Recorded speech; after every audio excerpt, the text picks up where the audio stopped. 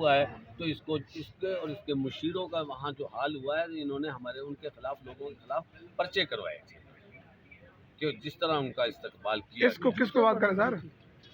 कि थप्पड़ मारने पर देखो बात ये है, नाम लेके बात करें सर, नाम लेके। मैं बता रहा हूँ आपको कि हम जिस वक्त अब बतौर उम्मीदवार हल्के में वोट मांगने जाते हैं और फिर हम जीत जाते हैं, उसके बाद हम उनके लोगों की उम्मीदों में पूरा नहीं उतरते किसी भी हवाले से। और इस हल्के से तो ये रहा है कि इस हल्के से जीतने के बाद शहबाज शरीफ हमेशा या तो वज़ीर आला बना, तो इस दफ़ा जो MNA था ये वज़ीर आज़म बना। और जो मुल्क के हालात इन्होंने जो जिस साइड पर ले गए थे और उसका इन्होंने खमीजा भुगतना था। जब गए वहाँ उन्होंने चोर के नारे लगाए, जिन्होंने रोकने की कोशिश करी उनको थप्पड़ थप्पड़ भी मारे इन्होंने, और ये गाड़ी वहाँ से वापस भगा के ले आए।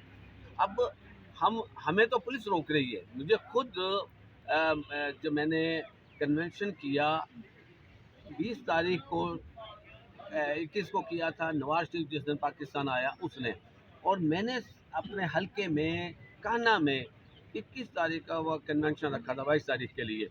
तो जब मेरा कन्वेंशन का हुआ तो वो उसको पर पुलिस ने कब्जा कर लिया और उसके बाद हमें वहाँ कन्वेंशन नहीं करने दिया। तो मैंने दोबारा जिस वक्त किया, मेरा उसमें चैम्बर भी तोड़ा, मेरे भाई का भी चैम्बर तोड़ा, मेरे घर पे भी उन्होंने अटैक किया। तो दोबारा जब मैंने कन्वेंशन करने की कोशिश की तो मुझे भी गिरफ़्तार कर लिया, मेरे भाई को भी गिरफ़्तार कर लिया, मेरे बेटे को भी गिरफ़्तार कर लिया।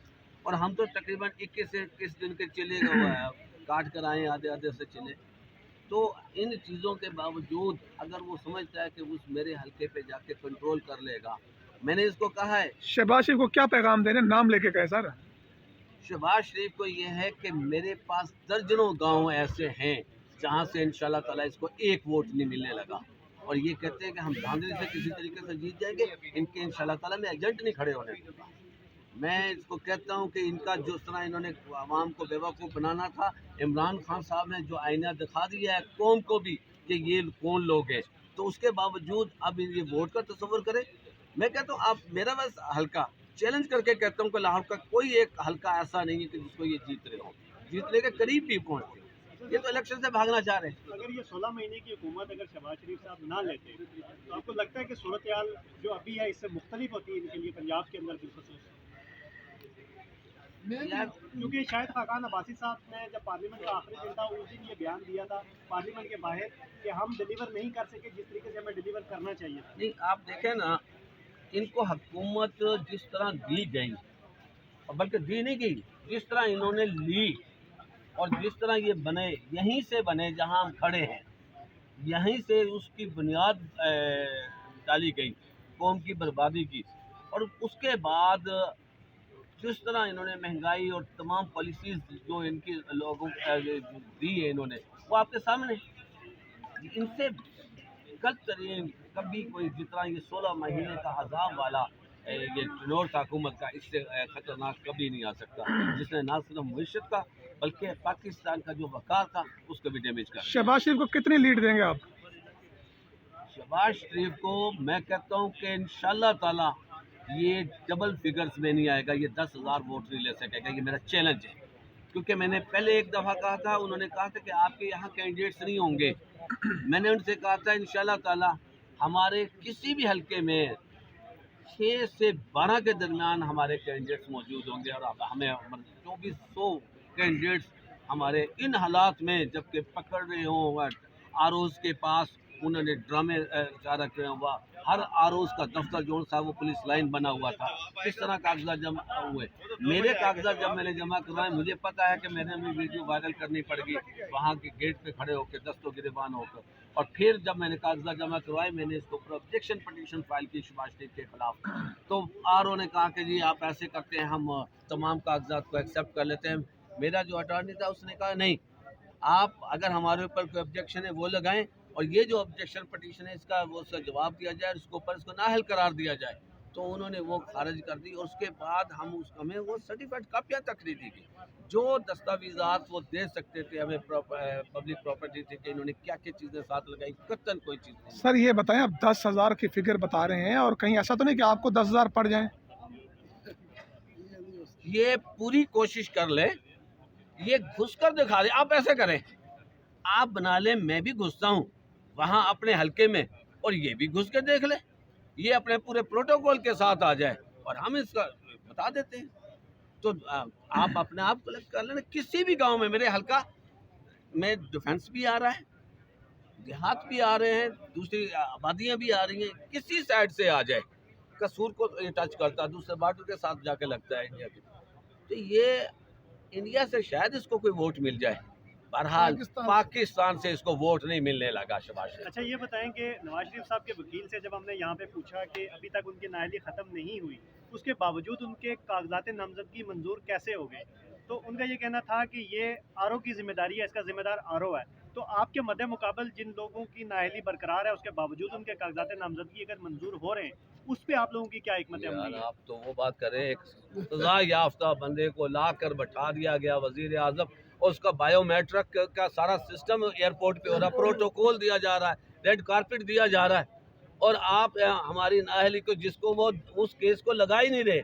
मैं कहता हूँ वो इमरान खान साहब के खिलाफ कोई ऐसा एक केस बता दें जिसमें चार्ज फ्रेम भी हो सकता हो। ये कितना बड़ा ड्रामा किया जा रहा है, आप लोग भी सब जानते हैं। ये क्या किया जा रहा है, कोई केस ऐसा नहीं है। अगर सजा दे, देखो पहला वाकया है कि जहां कभी आईओ बीमार है, कभी वो प्रोसिक्यूटर्स बीमार है, कभी जजेस बीमार हैं, और मैंने तो कहा था अब वारी जोन सी है चीफ जस्टिस और चीफ आर्मी स्टाफ की, उसने भी बीमार होना है।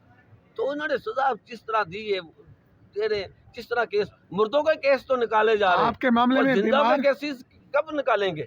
या हमें इंसाफ उस वक्त मिलेगा जब हम मरेंगे, और फिर उसके बाद इस तरह के केसेस को निकाला जाएगा? यहाँ बैठकर क्या हो रहा है, सरदार लतीफ होता है, और सरदार का लफ्ज़, आप किस मनसब में बैठे हुए हैं और आप सरदार के एक लफ्ज़ के ऊपर आपने आधा घंटा ज़ाया कर दिया। एक एक मिनट का पता है कितना पैसा इनको मिलता है, और ये क्या कर रहे हैं, ये इस तरीके का है। हम कहते हैं कि साहब इंतखाबात करवाएं, खुदा के लिए मुल्क को पर रहम करें, इस मुल्क को छोड़ दे।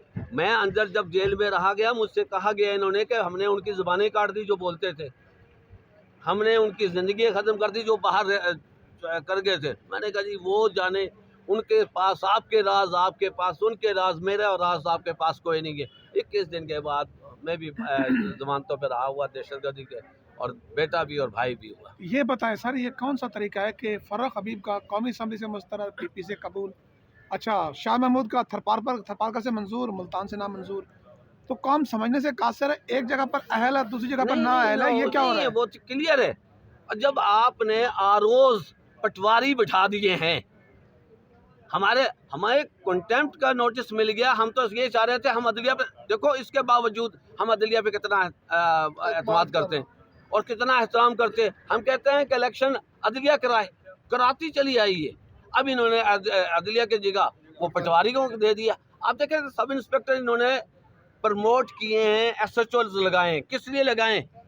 कि उन्होंने अंडरटेकिंग दी है कि हमारे से काम लो जी, कुल्लू अंडरटेकिंग दी है जी। जो SHO, सब इंस्पेक्टर का क्या काम है SHO लगना, उनको अंडरटेकिंग दी है कि कहाँ जी आपने उसका वो देख लिया अमली, वो जो कारनामा जो शाह महमूद कुरैशी साहब को उस सब इंस्पेक्टर किस तरीके से लेकर आया यार ये।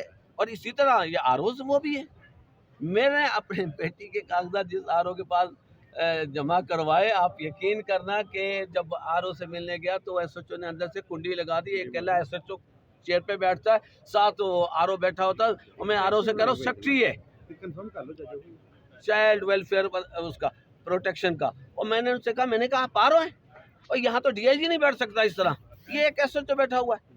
इसने बाहर हमें इतनी देर रोके रखा।